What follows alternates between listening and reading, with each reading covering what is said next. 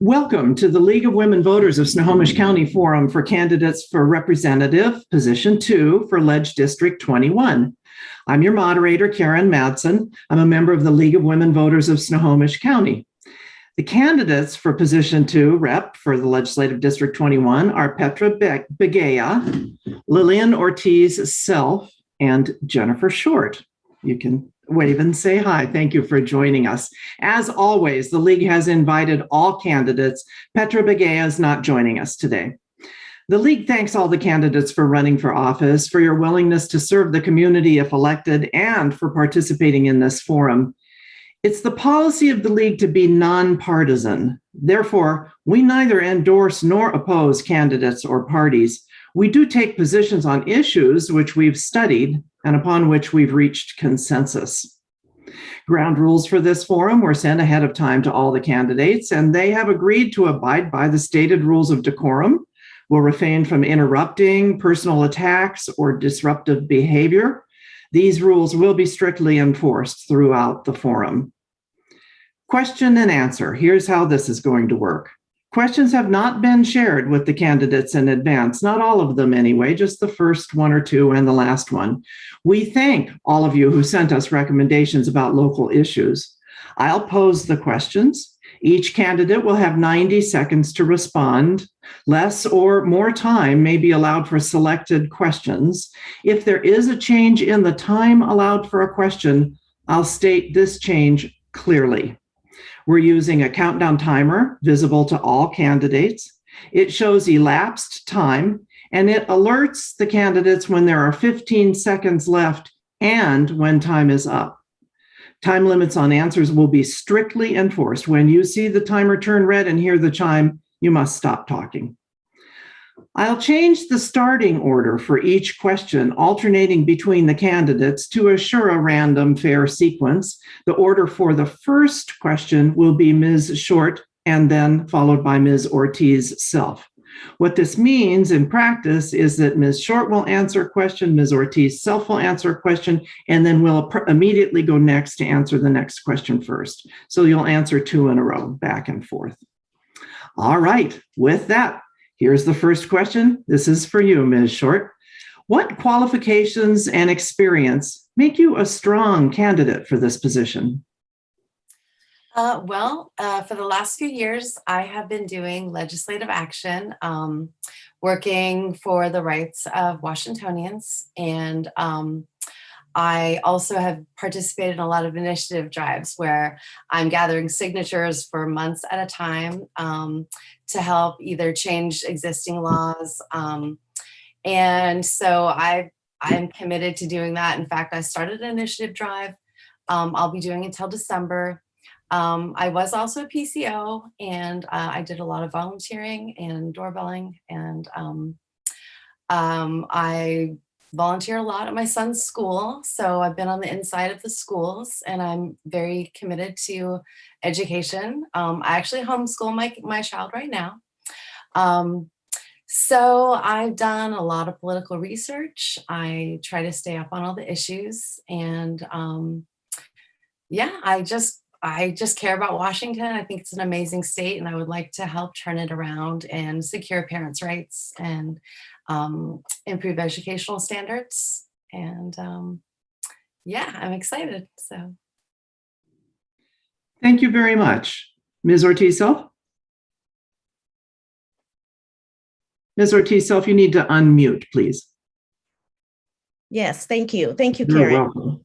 I ran for office in 2014 because it wasn't my 2 master's degrees or experience in education that got me to run. It was my work in the community. It was my serving families for my whole career. As a mental health counselor and a school counselor, I have been involved in working across child serving systems and working on behalf of families. And it was their stories that propelled me to run for office. Since then, I was a community advocate. I have volunteered across systems, including educating our community colleges, advising our presidents, to the Commission of Hispanic Affairs for the governor's office when I ran for office. I now serve as the chair of the Majority Caucus in the legislature, where I sit on the Education Committee, the Early Learning and Human Services Committee, the Labor Committee, and Leadership and Rules. And so I have had the privilege of listening to the best testimonies and the best research across not only the state of Washington, but the nation. And it continues, but it is the stories of the families that continue to propel me to want to continue to do this work and put everything that I've learned into running again to make sure that we can improve our systems for our families.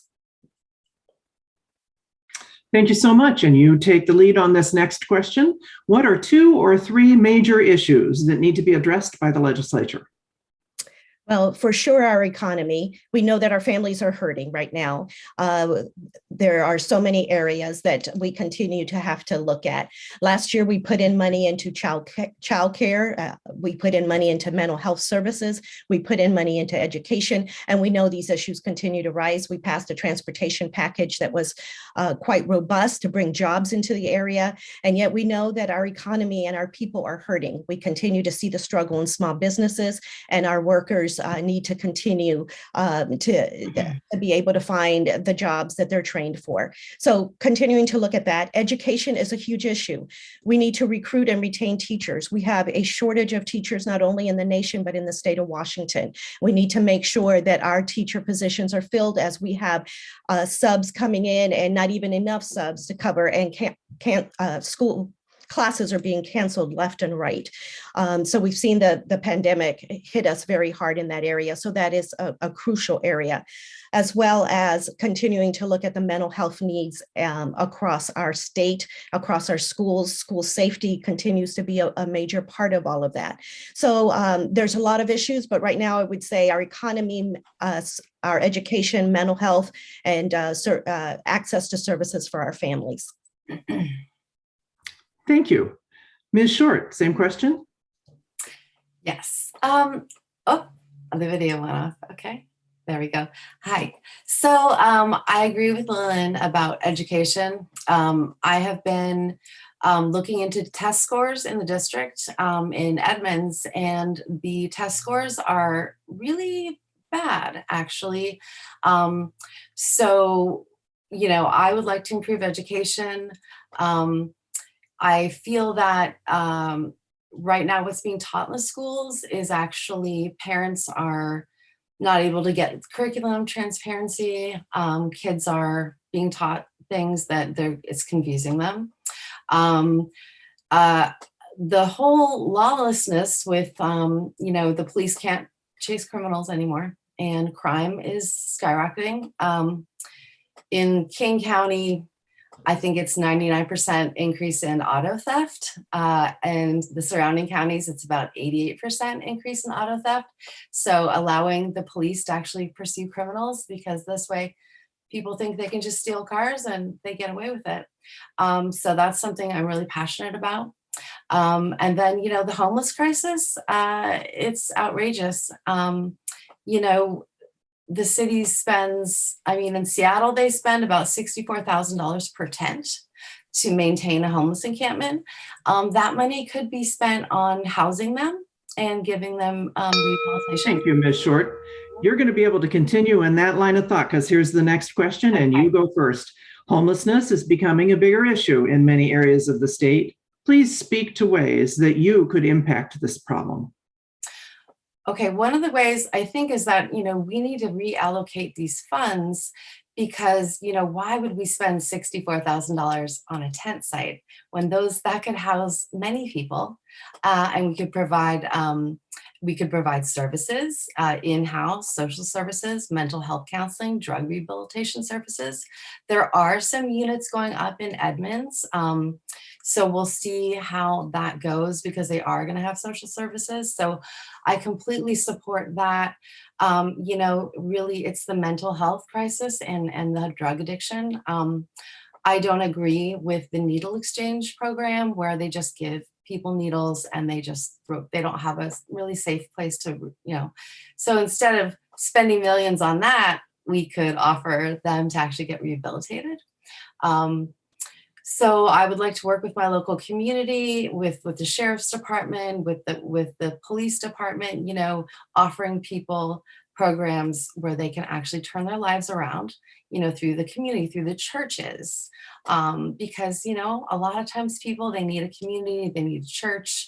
Um, and, you know, I think here in Edmonds, I mean, we have it pretty good in Edmonds, but in Everett, you know, Linwood, Shoreline, it's a big problem. So yeah, I have a lot of compassion for people, and they just need help. Thank you so much, Ms. Short. Yeah. Appreciate it. Ms. Ortiz-Self, same question. Thank you. You know, homelessness, having a home is a basic need. As I talk to people out in the community, as I talk to people on the streets, there is absolutely nothing that you can't access any service unless you have a home. You can't access an ID. You can't access any services or dollars. You can't access medication and medical care, your mental health services, treatment. It's all very difficult if you don't have an address to put on a piece of paper. And so we really need to look at this comprehensively. We need to make sure that we have a wraparound approach to making sure that families have a chance to be housed. It is a mental health issue. It's a substance abuse issue. It's a lost my job issue. And here's another one. It's an eviction issue. Last year, we were looking at how do we help prevent families from being evicted? Because once you have an eviction on your record, it is almost impossible to find housing again. Nobody will rent to you. And so we have to look at how do we prevent that eviction from occurring to make sure that our families are housed, because it really is a basic need. Thank you so much. On to the next question. Again, Ms. Ortiz-Self, you'll lead off on this one. As hospital mergers happen with greater frequency, do you have any concerns about limited healthcare options in religious hospital systems? If so, what actions, if any, would you recommend? We have looked at, we have passed some legislation to make sure that to keep fighting for the right for all insurers to get all services that they need, regardless of race, gender, or religious belief. We want to make sure that if you are a healthcare provider and you are accepting insurance, especially dollars that come from the state, that everyone who enters your door gets fair and equitable access and just for all services that are needed. That is critical. We need to make sure we have especially during this pandemic, we've been fighting to make sure that insurance coverage is available in every county in the state of Washington. And then when you look at Apple Care and Medicare and Medicaid, we have standards that we have to abide by. And those standards are really simple. It's that all services should be available to all people. And we want to make sure that that happens regardless of mergers. If you accept the insurance, you've got to accept the services that come along with it. And so we've been fighting hard for that. We'll continue to fight for that to make sure that all Washingtonians have access to all services. Thank you. Ms. Short, your thoughts? Absolutely. I mean, luckily we have amazing healthcare in Washington for low-income people, and I would definitely fight for funding, for services. You know, the other thing I feel like, you know, dental care is a big issue that could come under a different umbrella for homeless and low-income people. You know, there could be dental clinics at the hospital. I mean, because dental health is really key to all over health. And I feel like it's really lacking because you can't get oral surgery if you're on state health insurance. So I would just work with leaders and find a way to make sure these hospitals have enough, well, and staffing and funding. You know, I don't know if the mandates will change where, you know, maybe we can rehire people that have been fired because maybe they're not vaccinated. And so we could have more staffing available in the future when we get the pandemic under control. So yeah, that's something I would definitely fight for. It's huge. And, you know, people being turned away from services because they're not vaccinated, they can't get surgery. And that's something that I would work with to help. Thank you. On to another topic. And Ms. Short, you'll take the lead on this one. How could the education funding system be adjusted to continue to improve equity in public school, even in the event of a local levy failure? Okay, well, you know, I do believe that the legislature underfunds public schools every year by sometimes billions of dollars. And then, you know, then they put it to the taxpayer. So I think our state has plenty of money. And I think we need to have education be a higher priority for funding and not just rely on the taxpayers, who many of them don't have kids in school. And so, yeah, I mean, I'm all for equity. I'm all for improving education. And I feel that the legislature needs to look at ways to cut the budget from other areas, like say transportation. Our transportation, Sound Transit, they have low ridership, but we spend the most money. So I think that we could take funds from other areas and we could make sure that education is really well funded. And I think there should be more programs for children. You know, music and the arts and science and technology needs to, they have to be competitive. And right now the test scores are 30 to 60% proficiency in basic math, science, and English. So that needs to change. I know a lot of it was because of the pandemic and kids weren't in school, but it's been a year and the test scores are not reflecting the educational standards. Thanks so much. Ms. Ortiz-Self, your thoughts on education funding? Yes, I came to the legislature right during the McCleary decision when all of that was happening.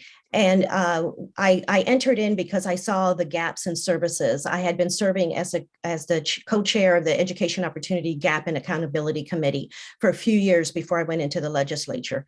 And I saw the gap in services that were occurring.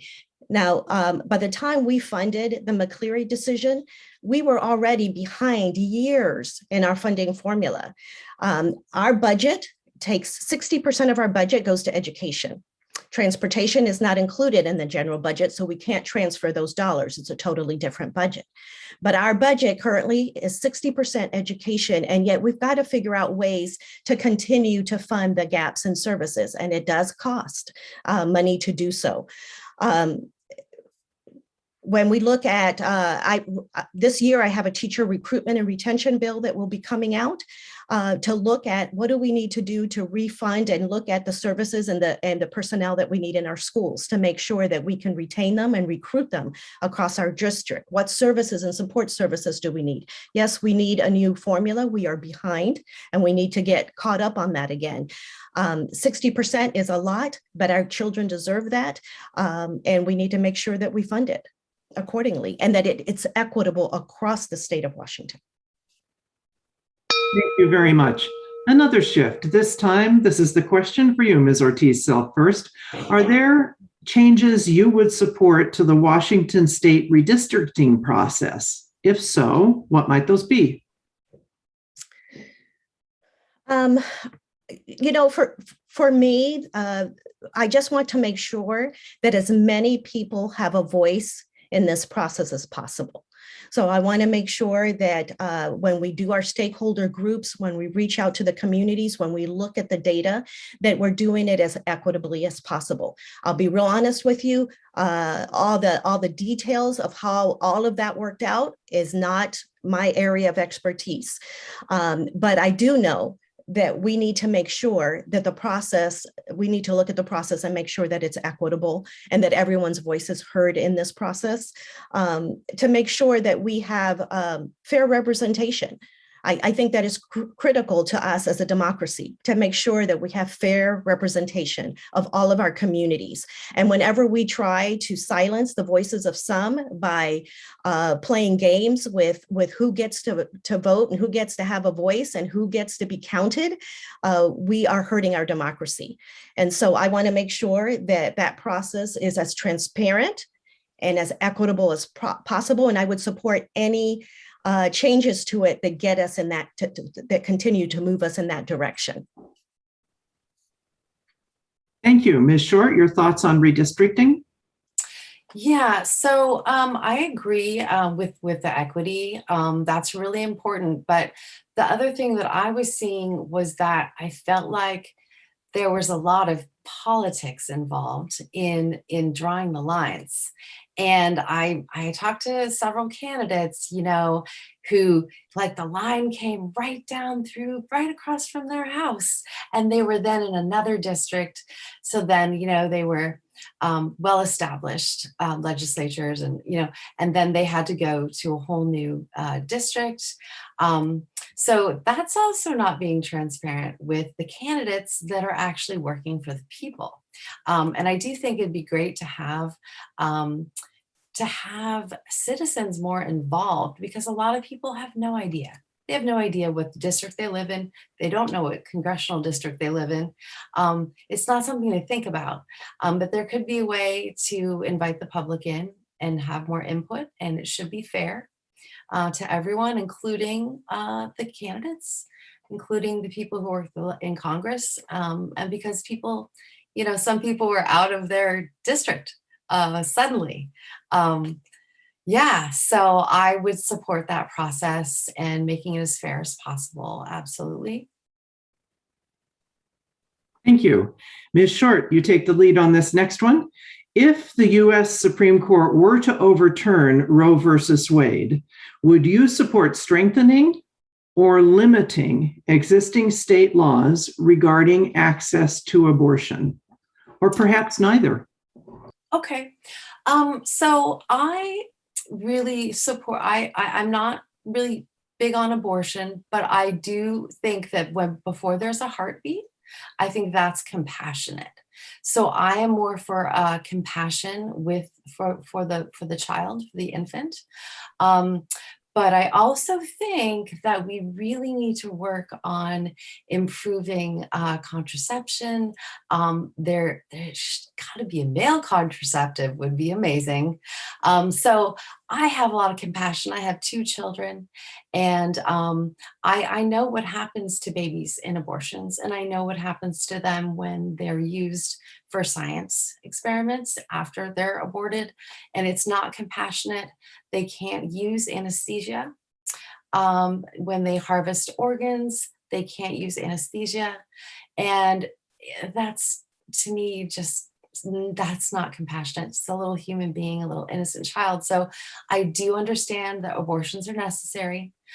Some people, you know, contraceptives fail, and that happens. But I wish there was more of a way to get early detection. So, you know, without the heartbeat, you know, I feel that's much more compassionate for the child. But I do understand that it's a very important right for women, and women fought for that. So I understand. Thank you very much. Ms. Ortiz-Self? I am very proud that the state of Washington, in the time that I've been there, has taken some very rigorous stands on supporting a woman's right to choose. And I believe that is critical. It's a right that we fought for, that our parents and grandparents and great-grandparents fought for. And we need to make sure that we protect that. Regardless of a person's choice, a woman should have the right over her body to make those decisions. Whether you make that decision yourself, whether it's something you would choose, it doesn't matter. It's about protecting the right of a woman's body to make those decisions. And so, yes, I would continue to work to strengthen our laws. Washington state leads the nation in some of the legislation to protect women's rights. And I would continue to hold fast to that and continue to strengthen it in any way that we can. I have heard the voices of women, and I've heard the stories, and we do not want to go back. We can't go back. We can't allow this to happen to our state, to our nation. And so for me, it's a very critical issue. Women have the right over their bodies and the right to choose. And because I believe in life so strongly, I will support children's services and donating dollars in ways that I can to help our children grow up to be successful. Thank you so very much. And once again, with a shift of focus, this time the question for you first, Ms. Ortiz-Self, is what legislation will you support to address the need for local responses to climate change, including through the Comprehensive Plans for the Growth Management Act? Yes, it's an issue that's very dear to me. It's very dear to my district. And it's something that we've been working on for years, everything from stormwater waste, electrifying ferries and vehicles, and incentives for electric vehicles. We have been working across the board on our water supplies and water protection legislation, carbon fuel. To me, it was very sad to have carbon fuel be such an area of contention when we know the damage that it creates in our environment. Fossil fuel, all of that are areas that I have. Those are things that I have supported in the past, will continue to support, and continue to fight to expand, because every one of those issues makes a difference in our environment. And as someone who has children, I want to leave this place better. And will it mean some inconveniences and some changes for the way we do business? Yes, it will, but our children are worth those changes. And I think that's critical for us. So making sure that we stay on top of the science, stay on top of the information that is coming our way, and capitalize on every incentive that comes from the federal government to be able to expand in those areas is crucial. I've supported it. I will continue to do so. Thank you. Ms. Short, your thoughts? Well, I think there's a lot we can do on the ground level as far as cleaning up creeks and streams and wetlands. I totally support salmon restoration. I've participated in the program at Carkey Park with my son every year. We grew salmon at the schools, and I'm really big on I'm anti-pollution. I feel like we need to clean up all the big polluters. That's really huge. I do have a hybrid electric car, but I'm worried about how the grid can support all electric vehicles. So that's something I'm really concerned about, that hopefully we're preparing to transition to our grid, because I know they're going to maybe take down the Snake River Dam, which supplies 8% of our electricity. So I'm wondering how that's all going to work. I'm for clean energy. I'm for cleaning up pollution. I really think habitat restoration is a really big area, wildlife and habitat. The fish, they did a great job out in Port Angeles when they took down the dam on the Elwha River, and that has come back amazingly, and their salmon are coming back. It used to have like the biggest king salmon. So I feel like, that's something that the indigenous tribes are really for, and I totally support that. Thank you so much. Now, Ms. Short, your thoughts on this, please. What do you believe are the 3 best ideas for reducing the likelihood of violent firearms incidents in our county and state? Okay. Well, not making sure that criminals get guns, I think, is huge, because I personally know a lot of legal gun owners. I'm not a gun owner, but I know a lot of legal gun owners. They're very responsible. They can train you on gun safety. And the problem is criminals, they don't do gun safety training. They buy their guns illegally, and then they commit crimes and they're let out of jail. So I think prosecuting criminals, that's huge, because then you just put them back on the street. And then that's when violence happens. And, I feel like I don't want to mess with our Second Amendment rights. I'm actually related to Patrick Henry. He's my 10th grade uncle on my mother's side. So I'm really pro-Constitution and I want to keep our rights, but we need to go after the criminals. We need to allow the police to do their job. I know that they changed the law so they can't pursue criminals anymore, which is causing, a man died in Edmonds recently chasing someone who stole his car, and he crashed and he has 3 children. So he died needlessly because he knew the police were not allowed to chase the criminals. And so come down hard on crime. I feel like it's lacking in our state. Thank you. Ms. Ortiz-Self? Thank you. I'm all for preserving our constitutional rights as well. However, I am all for gun safety. I don't think we are against the Constitution because we want to hold people responsible for doing the right thing. And so for me, it's a very personal issue. My daughter's friend group was affected with the Mukilteo shooting. As a counselor, I was sent to Marysville School District after the shooting that happened there.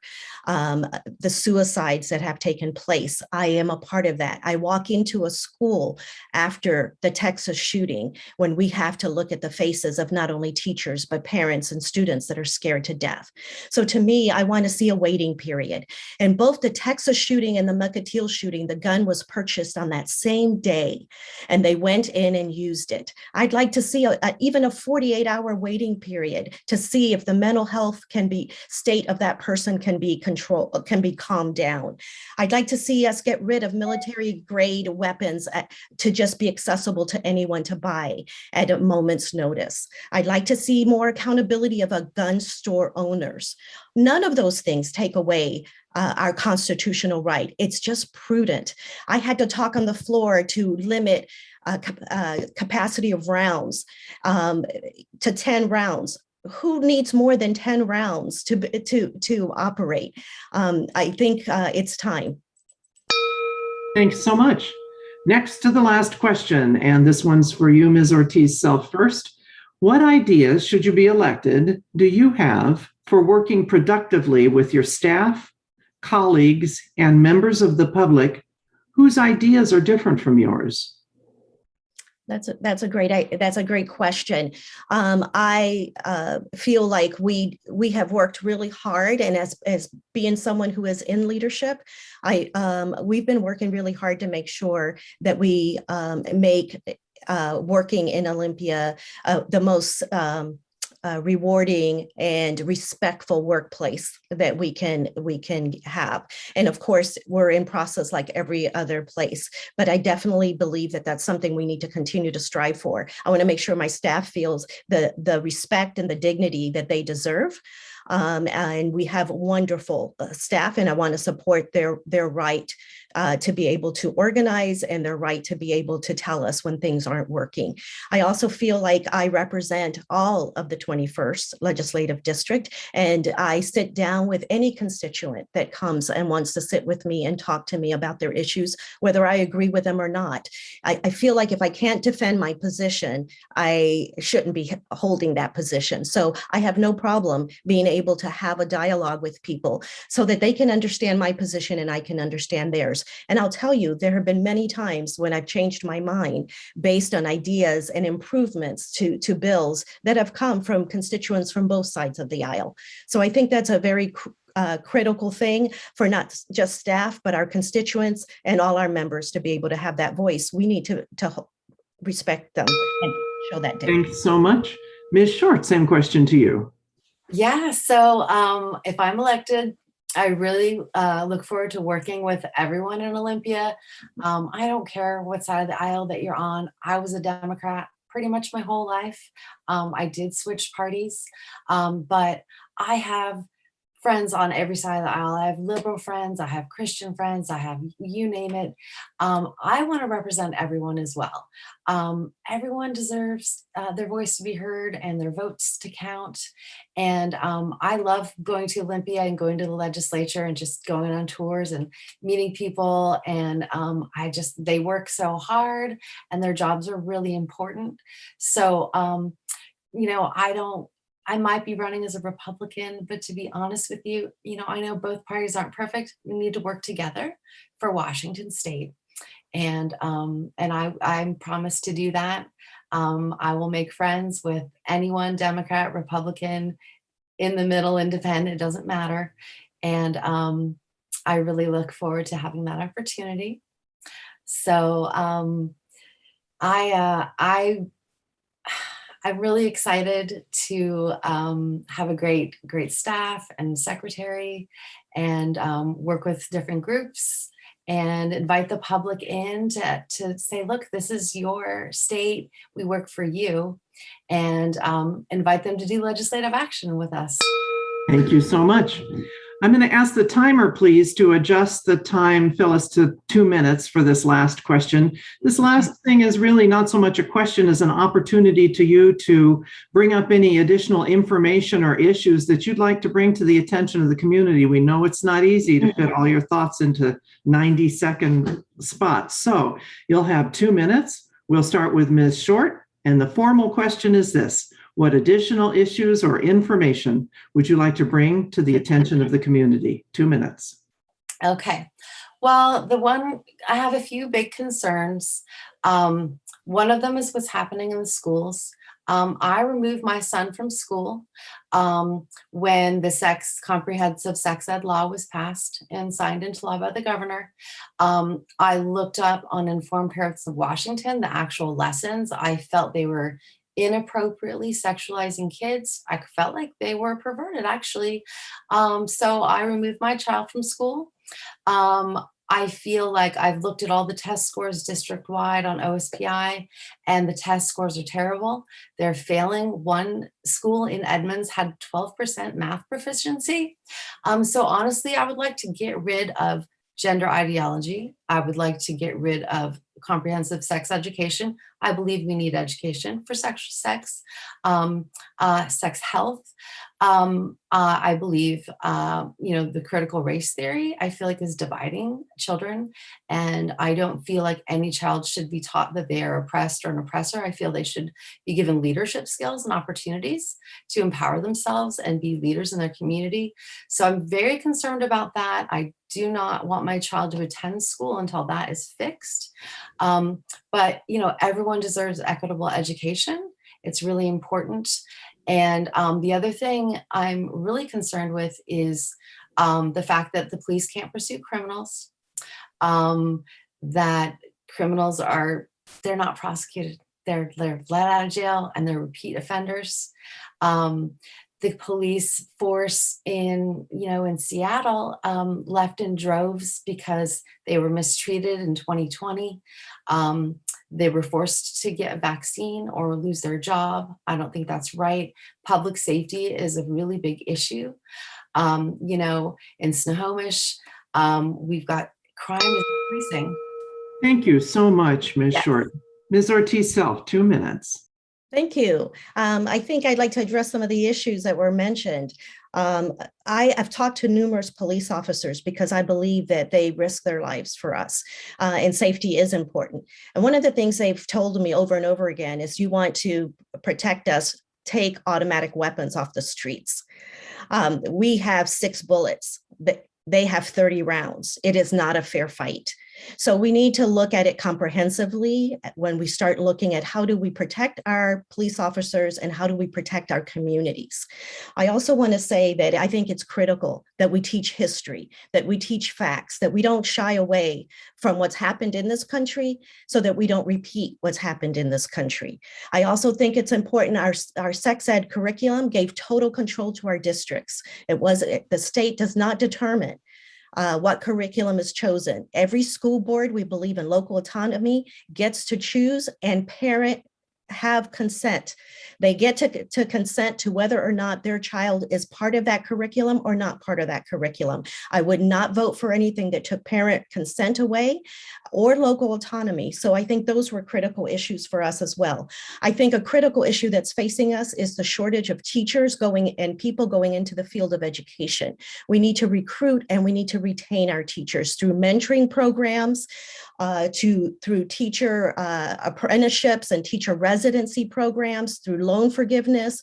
This is critical. If we have a extreme shortage of teachers in our classrooms, and as a result, specialists and numerous other classes had to be canceled this year alone in order to fill slots. We had district personnel coming in to sub in our classes. So that is something that I am working on with a group of stakeholders and welcome ideas from all our workforce on how we can do this, because this is a critical issue for all of us. Thank you. Thank you so much. Thank you to the timer for accommodating us for a little additional thoughts from our candidates. Well, the League really appreciates these candidates for joining us tonight and for running for office. A recording of this forum and others will be available on the League of Women Voters of Snohomish County website and YouTube channel. You can find links to the forums at lwvsnoho.org. That's lwvsnoho.org. We encourage you to explore additional information about these and about all the candidates on the ballot. The Snohomish County voter pamphlet will be mailed to residences starting July 13th. Vote411.org, sponsored by the League of Women Voters, is another good source for nonpartisan voting information. Ballots will be mailed on July 15th. Election Day is August 2nd. Please vote. This concludes our candidate forum. Again, thank you for joining us. Thank you so much. Thank you so much.